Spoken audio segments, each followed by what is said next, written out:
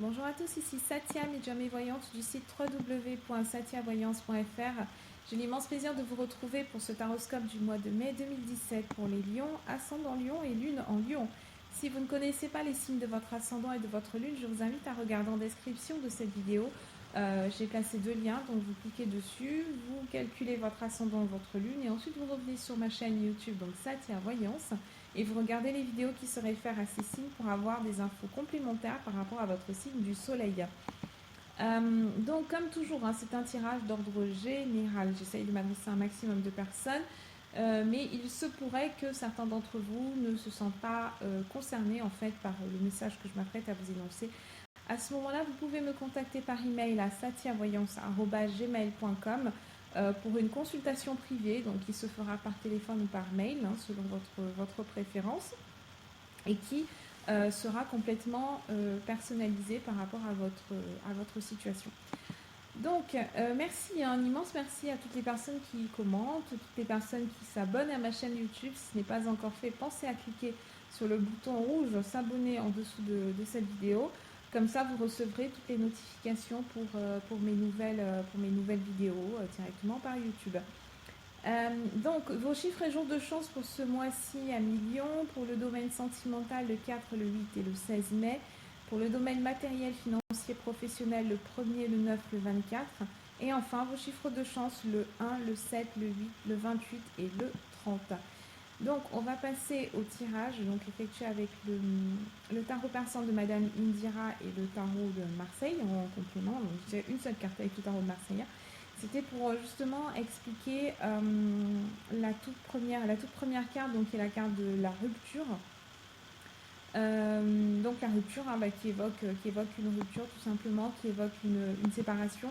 Là, elle est dans le domaine sentimental, donc c'est ça. On a certains couples qui vont se séparer, mais vous voyez que la carte complémentaire, c'est le 3 de coupe. Le 3 de coupe, c'est une carte qui est assez intéressante parce que à la fois elle évoque des réjouissances. Donc vous voyez ces trois personnages qui sont réunis et qui trinquent. Et quand on trinque, généralement, c'est pour une bonne nouvelle. Mais en même temps, ces personnages sont au nombre de 3. Donc, quand il y a 3 personnes, généralement, c'est que donc, soit il y a une entente dans le couple pour qu'il y ait 3 intervenants au lieu de 2, comme traditionnellement admis, soit il y a quelqu'un en fait dans le couple qui va découvrir qu'il y a une troisième personne et qui n'est pas d'accord avec cette configuration, ce qui va occasionner un conflit qui peut occasionner une rupture temporaire ou définitive selon les cas de figure. En tout cas, cette association de cartes, elle est très intéressante, d'autant plus que juste à droite de la carte de la rupture, qu'est-ce que vous avez? Les 3 chouettes. Vous avez encore la symbolique du 3.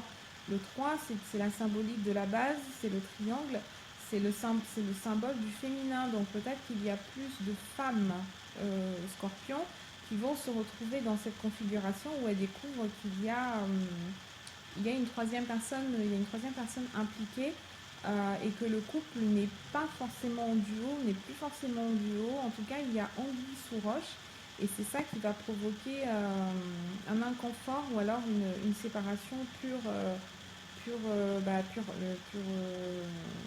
une séparation nette précise, sans retour en arrière possible. En dessous, on a le 5 d'écus. Le 5 d'écus, c'est une carte qui est plutôt positive. Ça évoque qu'il y a un équilibre financier. On a la fin de problèmes financiers, on arrive à un accord.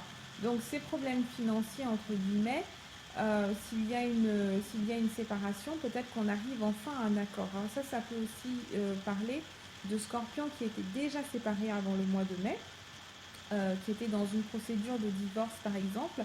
Et là, pendant le mois de mai, on arrive à un accord sur le plan financier. Quelqu'un accepte de régler ce qu'il doit. Et comme ça, l'autre partenaire peut profiter de l'énergie du 3 de coupe, trinquer avec ses amis éventuellement, et puis passer à autre chose. D'autant plus que, alors, dans la position de la carte chance, nous avons l'as de faucille. Et l'as de faucille, c'est l'as du matériel, logistique. Il nous parle aussi de travail, il nous parle d'emploi. Donc peut-être qu'il y a quelqu'un qui attend la résolution d'un conflit sur le plan relationnel pour pouvoir se lancer à son compte éventuellement, ou alors pour pouvoir envisager d'autres perspectives de développement sur le plan financier, sur le plan professionnel.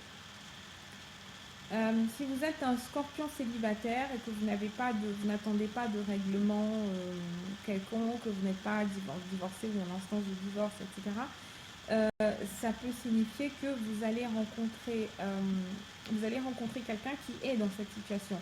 Ça peut être quelqu'un qui a encore une ex ou un ex qui traîne et il y a un règlement qui est attendu par rapport à cet ex, ou alors il y a un règlement que l'ex attend par rapport à la personne que vous allez rencontrer. En tout cas, faites bien attention, ne vous projetez pas trop vite avec cette personne parce que on a quand même la présence du 3 et c'est quelqu'un qui n'est peut-être pas forcément disponible tout de suite pour quelque chose, pour une relation par exemple sérieuse. C'est quelqu'un qui n'a pas forcément les ressources en fait pour être dans une relation exclusive. Si vous rencontrez quelqu'un et qu'il y a un ex ou une ex qui rôde encore, quelle que soit l'explication, moi je vous conseille quand même d'y aller allez-y à reculons. Faites preuve de prudence, faites preuve de patience, essayez d'observer cette personne à distance avant de vous donner complètement corps et âme. Sur le plan professionnel, on a donc les 3 chouettes et on a ce roi de cœur qui est ici, et juste à sa droite, il est accompagné par le cavalier de cœur.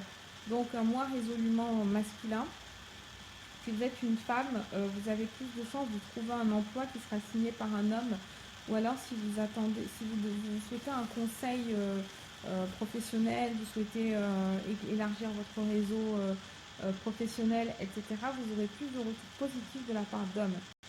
Ils auront un regard un petit peu plus sympa, un petit peu plus dans la bienveillance en fait par rapport au projet que vous allez porter.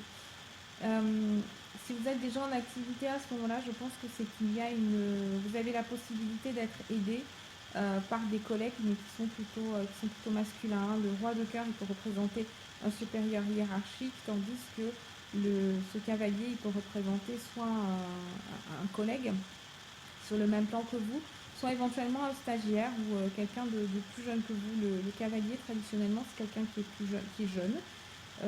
Donc à voir en fonction de votre cas particulier. En tout cas, il y a bien une signature avec l'as de faucille et le 10 de faucille. Je vois mal comment est-ce qu'on peut avoir plus de certitude sur le plan professionnel.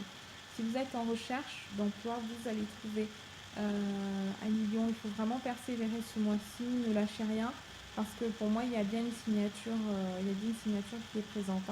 Avec les 3 chouettes, c'est qu'il faut parler de vous, il faut faire parler de vous. Il faut prenez votre CV en main et puis vous démarchez. Voilà, il faut impérativement que vous soyez sur le terrain en fait. Il faut être là où on vous attend, là où on a besoin de main d'œuvre. Voilà, faut en parler. N'hésitez pas à relancer aussi vos anciens camarades de classe. N'hésitez pas à parler de cette recherche à vos amis, etc. Ne soyez pas timide. Voilà ce que j'avais à vous dire, amis Lion. Je reste à votre disposition par email à satiavoyance@gmail.com et je vous dis à très bientôt.